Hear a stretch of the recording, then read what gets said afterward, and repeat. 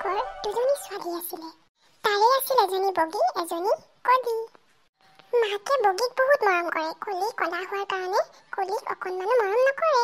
তাই স্কুললৈ গ'লেও কোনেও তাইক মাতিব নোখোজে। বোলো এজনী কলি নহয়নে? কলি কলি, তই মোৰ কলিজাখন খালি। এই কলিজনী আমাৰ ক্লাছত যে কিয় আহিলে নহয়, বৰ শান্তিতে কলিজনীৰ লগত মাতিবলৈকে মন নাযায়। মোৰ বগীজনী আহিলি, ধুনীয়াকৈ ভৰিয়াতকেইটা ধুই ভাতকেইটা খাই ল'বি ছোৱালীজনী। মোক স্কুলত চবেই কলি কলি বুলি কৈ জোকাই আছিলে, তুমি কিবা ক'বাচোন সিহঁতক।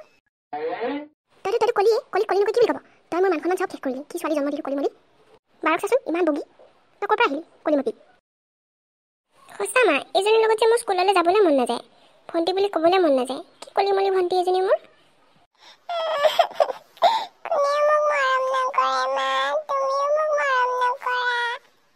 চুপ থাক, এতিয়া কান্দি দেখাব নালাগে, ভাত খাই লহি।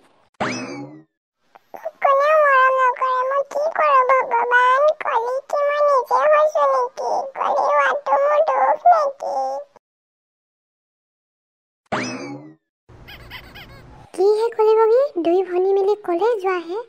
শুন পেহী, আমি ফুৰিবলৈ যাওঁ, অকণমান ওলাই যাওঁ আকৌ। বগীজনী ইমান মৰম লগা হৈ গৈছে দিনক দিনে। চুলি কোচাও ইমান লহপহকৈ বাঢ়িছে, তোৰ বৰ মৰম লাগিছে দেই। পিছে কলি, তই দেখোন দিনক দিনে আৰুহে কলিজনী হৈ গৈছ।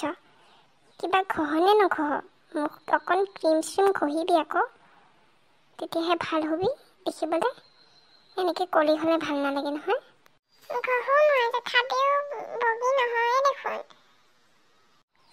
এই শুন পেহী, কিনো কথা কয়, কলি মানুহ বগী হ'ব পাৰিনে আৰু?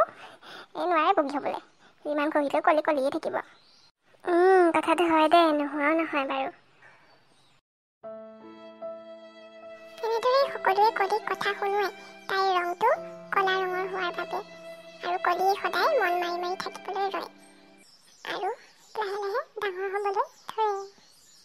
তেতিয়াহ'লে আজিলৈ ইমানতে সামৰিছোঁ।